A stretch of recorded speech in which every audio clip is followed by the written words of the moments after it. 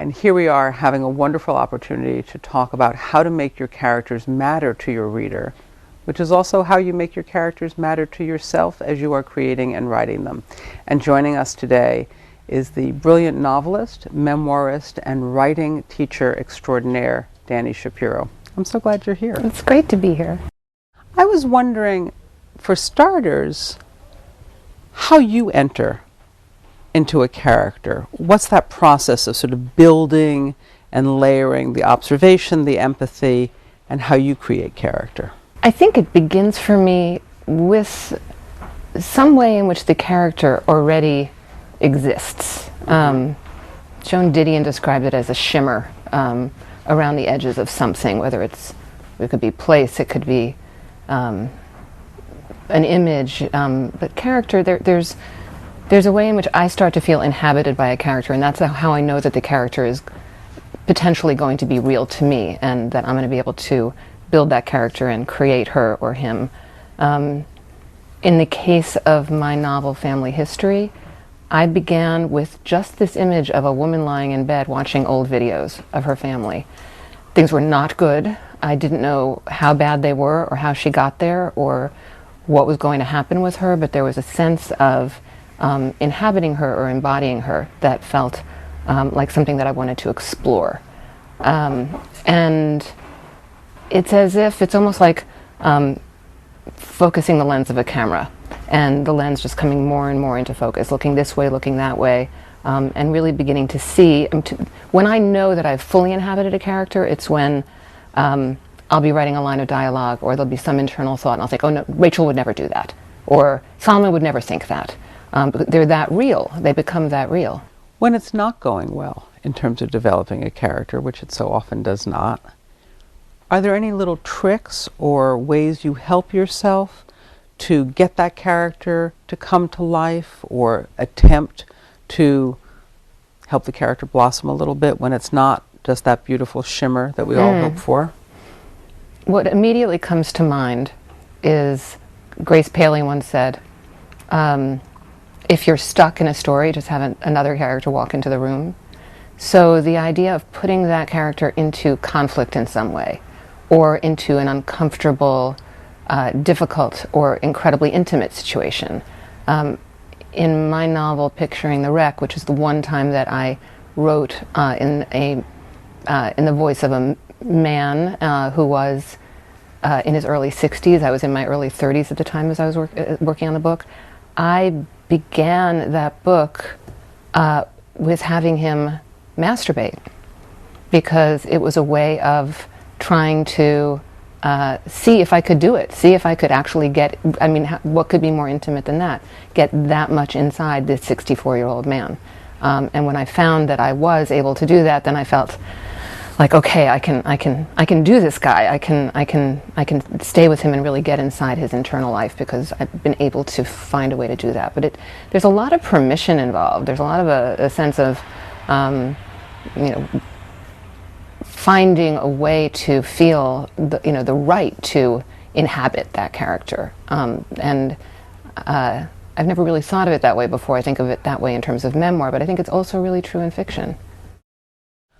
When Dani refers to permission, what she means is the permission that you give to yourself as a writer. She means allowing yourself to write about people who are not you, or who are very much like you, whom you don't like or whom you love, and not preventing yourself from exploring the entire world of human beings. You are a writer, therefore you have the right to look and to listen and to write. What character do you think has been hardest for you to create, and do you have thoughts about why that character was so hard for you to create? The character that immediately comes to mind is from my novel Black and White. The mother and daughter in that book are in an extremely volatile, difficult relationship, and I very much saw it as the mother's doing. And her name is Ruth Dunn, and she's a famous photographer whose work became well known for her daughter was her muse, and she put her daughter into some extremely uncomfortable and difficult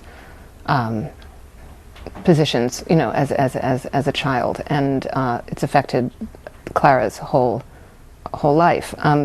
When I began that book, I was aware of having empathy for Ruth and not wanting her to be a monster, even though some of what she did was monstrous. And that was the novel that I understood I needed to write in the third person, and not in the first person, because if it was in the first person from the daughter's perspective, the mother would have been monstrous, because from the daughter's perspective, the mother was monstrous. So finding that voice for that book, and a way of being able to tell the story of a character who does really unsympathetic things, but is not an unsympathetic character, because we get to know her and we are able to see a different perspective on her than merely the daughter's perspective. That was a huge challenge. It was my 5th book, and it was the first time that I had written a novel in the third person. I'd written short stories, smaller pieces, but I once had a piano teacher when I was young. I was a pianist, and he used to say that the piano was the greatest instrument because you could be both soloist and accompanist at the same time.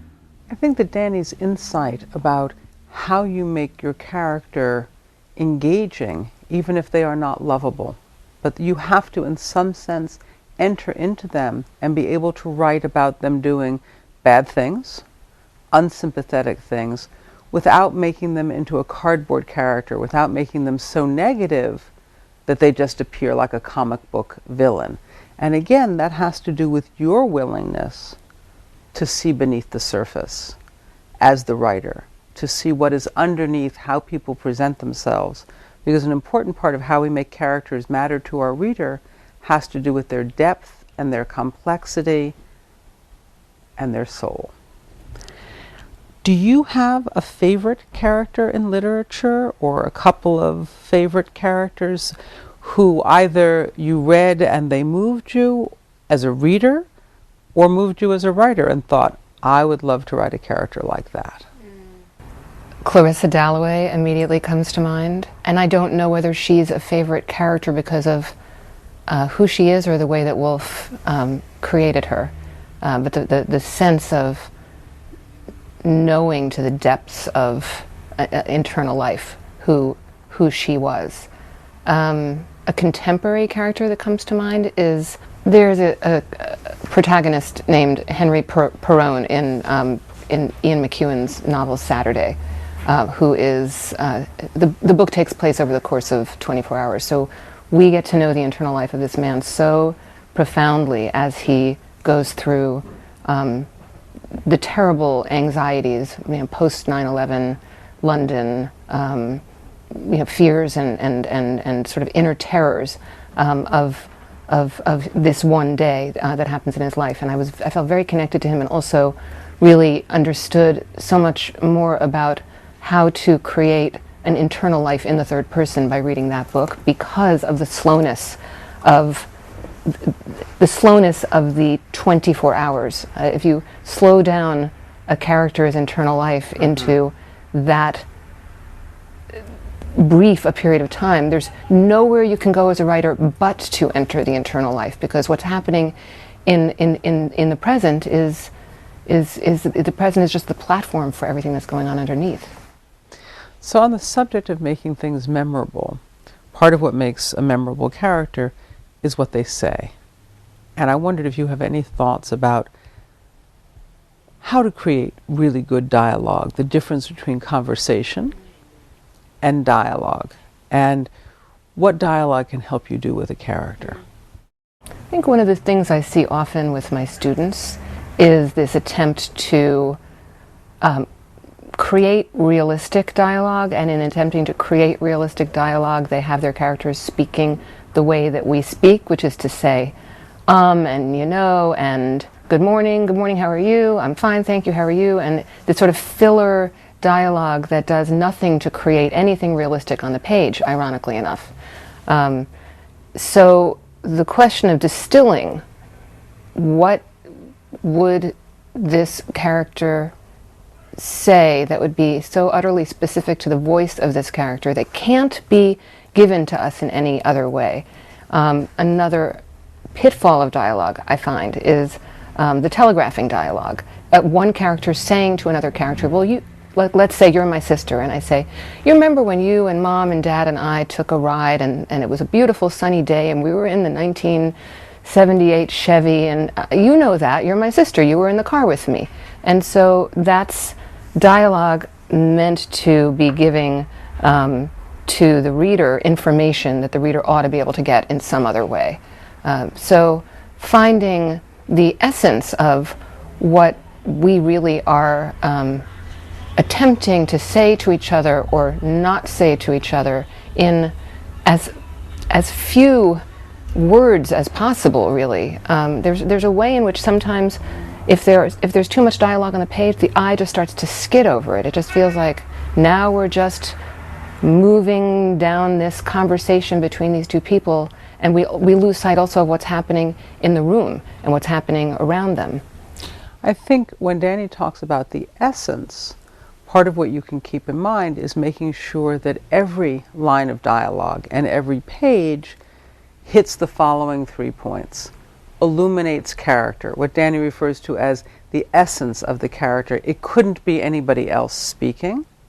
It advances the story, so there is a point to us reading that section of dialogue. There's a reason for us to read it, and it's not just to get information. And when possible, the dialogue is interesting in and of itself. It's a sentence we enjoy hearing or enjoy reading. And my policy is always, if you haven't managed to do 2 of the 3, you have to start again. Thank you so much for being with us and sharing your thoughts about how to go on writing.